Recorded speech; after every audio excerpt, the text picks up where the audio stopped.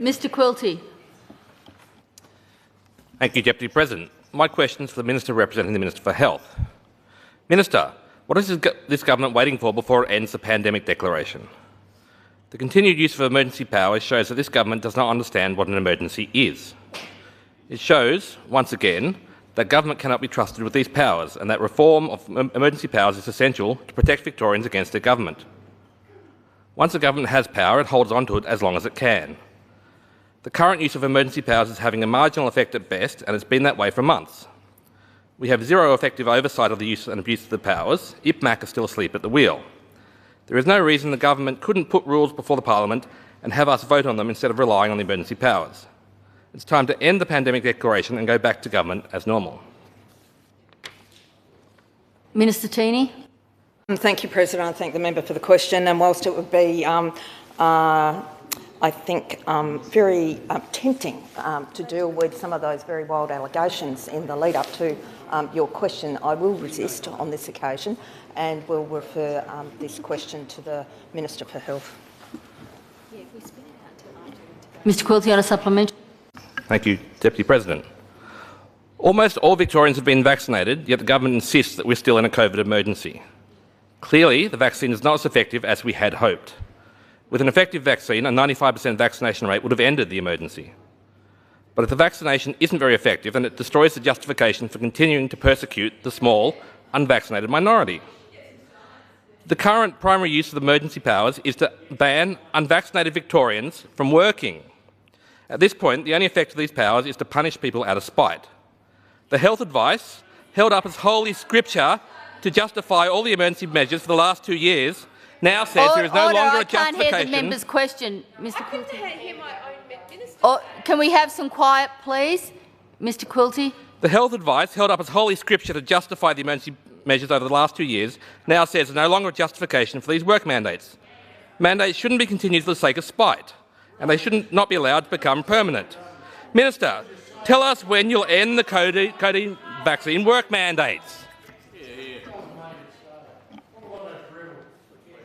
Minister Tini.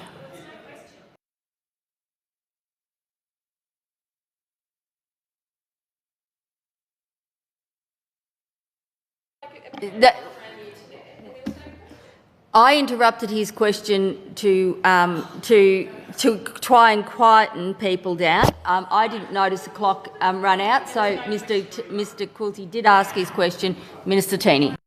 Well, can I have the question again then? Yes. Can we have the question without assistance so that we can all hear it, please? Mr Quilty. Perhaps if people listen... Sorry, Mr Quilty. Minister Pulford on a point of order. President, can we have some consistency around interjections? Because I had constant interjection from Mr Ondaatje and other members during my minister's statement. So if Mr Quilty gets another go, I wouldn't mind one either. To rephrase his question. Perhaps if people listened, they would hear the question. Minister, tell us when you will end the COVID vaccine work mandates. Ms Shing on a point of order. Acting President, you were asked through Minister Pulford to actually rule on a point of order that she has raised. You haven't done so, and I'd ask that perhaps you turn your attention to that before Mr Quilty gets back to his question.